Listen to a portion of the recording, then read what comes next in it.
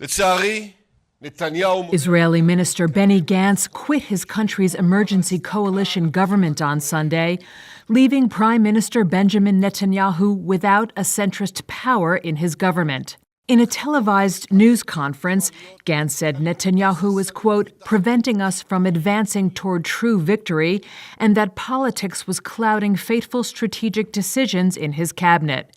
He added that stepping down while hostages were still in Gaza and soldiers were still fighting there was an excruciating decision.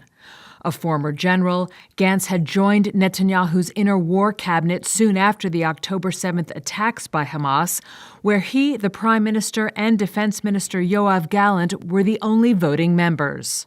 I was very privileged, together with my friends, to bring to the cabinet room all the experience we have. I know that the other people are staying there, mainly Yoav Gallant and Prime Minister himself. They know what should be done. Hopefully they will stick to what should be done, and then it will be okay. Gantz last month had presented Netanyahu with a June 8th deadline to come up with a clear post-war strategy for Gaza.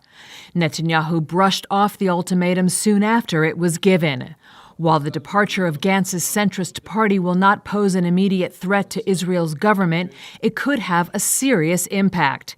It leaves Netanyahu reliant on hardliners with no end in sight to the Gaza war and a possible escalation in fighting with Lebanese Hezbollah. This would likely increase strains already apparent in relations with the U.S. and intensify public pressure at home, with the war still not achieving its stated goals, the destruction of Hamas, and the return of more than 100 remaining hostages held in Gaza. After announcing his resignation, Gantz urged Netanyahu to agree on an election date in the fall to avoid further political infighting at a time of national emergency. Polls have shown Gantz to be the most formidable political rival to the prime minister. Netanyahu responded to Gantz's resignation in a social media post, telling him it was no time to abandon the battlefront.